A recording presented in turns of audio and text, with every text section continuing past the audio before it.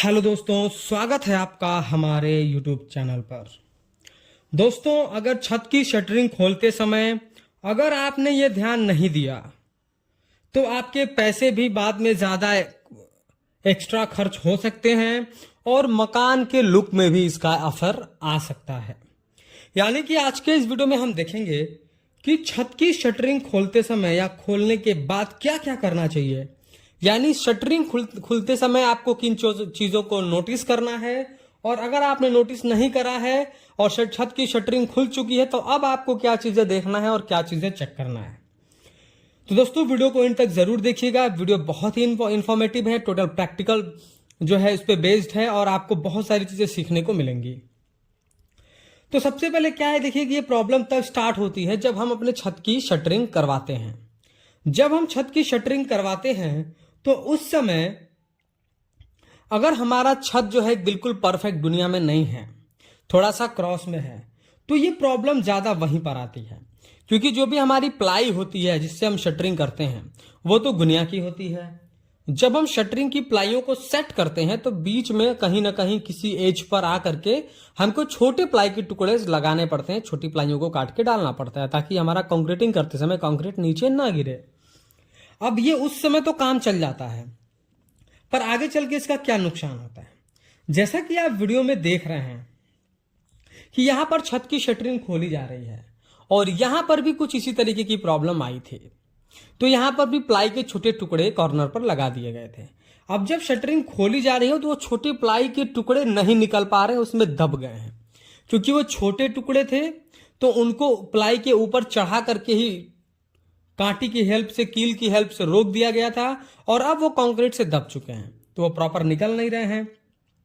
अब इस समय क्या करता है, जो हमारा शटरिंग खोल रहा है वो अपनी मेन प्लाइयों को तो निकाल कर लेके चला जाता है, उसको नहीं निकालता है। वजह यह है कि उसको निकालने में उसका टाइम लगेगा और दूसरा वो यूजेबल नहीं है, तो वो उसको निकाल करके भी लेके जा नहीं सकता, उसको दोबारा रिपीट यूज नहीं कर सकता है। इसलिए ठेकेदार मिस्त्री उसको नहीं निकालते, उसको इसमें छोड़ देते, उसको मेहनत नहीं करते हैं। क्योंकि अगर उसका वो कहीं यूज करना होता तो उसको निकाल कर उसका कुछ मतलब भी बनता, तो वो उसको निकालते नहीं है और यही प्रॉब्लम स्टार्ट होती है। अब आप वहीं पर उसको छोड़ देंगे अगर, और बाद में आप प्लास्टर और पेंट के टाइम निकलवाएंगे, ऐसा हो जब आप उनसे बोलेंगे भी कि उसको भी निकाल दीजिए तो वो बोलेगा नहीं, प्लास्टर पेंट करते समय वो मिस्त्री रहेगा, उसको तोड़ के निकाल लेगा, वो बहुत बड़ी बात नहीं है, बड़े बड़े निकाल दे रहे, वो तो छोटा सा है, निकल जाएगा, कोई दिक्कत वाली बात नहीं है। तो क्लाइंट भी मान जाता है और यहीं पर आप मिस्टेक कर देते हैं। आप बाद में जब पेंट पुट्टी कराते हैं तो उसको निकालने में काफी मशक्कत होती है, क्योंकि उसको निकालने के जितने अच्छे औजार शटरिंग वाले के पास होते हैं उतना हमारे सिविल वालों के पास नहीं होता है, पहली चीज। दूसरा, उनके पास टेक्निक बहुत अच्छा होता है तो वो अच्छे से रिमूव कर सकते हैं। तीसरा, अभी छत की कास्टिंग नई नई हुई है, 20-21 दिन हुए हैं, शटरिंग खोला जा रहा है तो उसको आसानी से निकाला भी जा सकता है। 2-4-6 महीने के बाद जब कंक्रीट एकदम सेट हो जाएगा तो उसको निकालना और मुश्किल हो सकता है, क्योंकि अभी तो कंक्रीट हार्ड नहीं हुआ, सेटिंग टाइम कम है, तो इजी है रिमूव करना। लेकिन जब फुल्ली सेट हो जाएगा तो उसको निकालना और भी मुश्किल हो जाएगा।